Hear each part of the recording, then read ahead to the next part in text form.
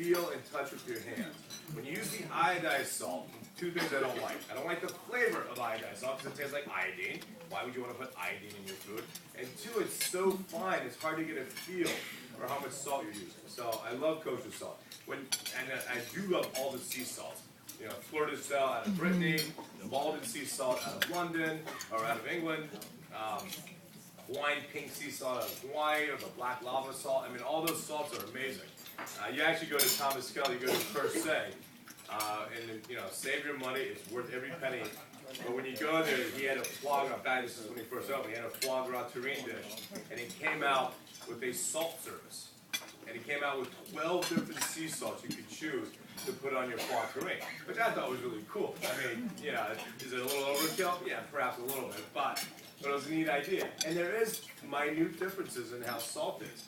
I tend to use the really nice, expensive, the Florida Cells and the Malden, but I'm adding it to a salad or to a carpaccio or to somewhere that you taste the crunch, because there's a nice mouthfeel to that salt. This salt is really, once you put it on, it kind of dissolves. But the crystal, the Florida Cell, that has a nice mouthfeel to it. So I love that on salads and stuff that no more cooking. But for general cooking, including boiling water for pasta, kosher salt. Now, this dish, which is in the, are you okay? Yeah. Okay, you sure? You got high defibrillator? No, okay. This is a true one-pot dish, and two of the steps we've already done, but I'm going to walk you through it. This pot was filled with water, boiled, salt added to taste like seawater. Right? We've all swallowed seawater, I'm sure. It's not very good, but at least you know how salty seawater is. That's how salty you want when you blanch stuff. So add, you know, for here it would be a really good handful like that. In the water, and I blanch broccoli. Right? I blanch it until it's cooked through. It takes 2 or 3 minutes. I shock it in ice water. So I literally have a bowl of ice and a strainer because you want to stop the cooking of it, right? When you use salted water, the chlorophyll makes stuff like this, broccoli, spinach, kale, stay super, super green, which is pretty. And it, of course, the salt adds flavor to this. So now I have this water still boiling. That's done. I then add to the same water orchietti. Right? Little ear pasta. That's what it literally means in Italian. Now this water has a little flavor of broccoli, but really not that much. It certainly doesn't turn the water green, right? It just has a little broccoli in it. And then I blanch the pasta. Same, one pot. Then once the pasta's done, I then actually dump the whole water out in a colander and then shock that with ice water to stop the cooking. Full disclosure, if you were Mario Batali or a true Italian chef, when you make a pasta, you boil your pasta, you have your sauce, you combine the two, you serve it, right? But that's 2 pots.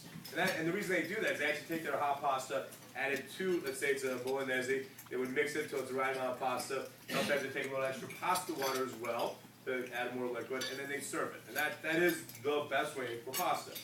But again, because of the theme of this book, and with a pasta like orchietti, which is we call it a tough pasta. It's not like fresh fettuccine that you have to be so delicate in and out of water. This is okay as you shock this. But again, keeping to the theme of one pot. So Is that dry pasta or? this is dry. Yeah, dry pasta. So now, this pot's already been used twice, right, to boil water. Blanch broccoli, blanch orchietti. Now I'm going to saute a bunch of aromatics. Just a little bit of minced garlic. One of my favorite things on this planet, fermented black beans.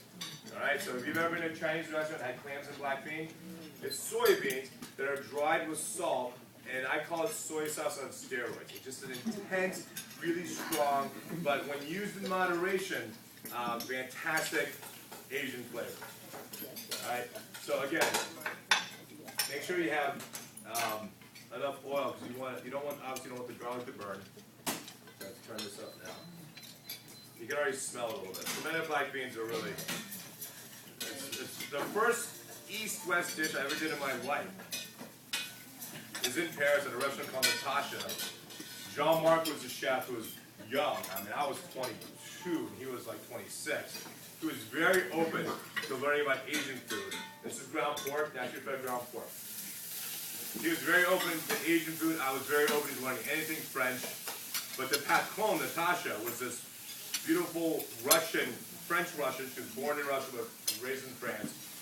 And she loved the idea of having me experiment with what I called back then Viennese cuisine, French Chinese. Fortunately, that name did not stick because it's not a great name. My first dish I ever did is that I used to have a mountain bike in France, in Paris. I'd ride to the 13th, 13e, for those Chinatown. I could get my fermented black beans, my garlic chives, all the wonderful Chinese rices, everything, bok choy, all that stuff. And I would, my first dish I created, they had a saumoniere stuffed with a rice pilaf with a traditional beurre blanc. Back then, beurre blancs were huge, and some people still do them. I haven't done them in a long time. So instead, I took the same sole. I made a garlic chive fried rice instead of a rice pilaf, stuffed it. And instead of a beurre blanc, which is usually shallots and wine and Montreal beurre, I took ginger, shallots, fermented black beans, and red wine. So I did a fermented black bean beurre rouge, and did that and put it on the fish, and that was the start of me actually starting to blend East and West, because one, it worked. Two, no one else has done that particular combination that I knew of at the time.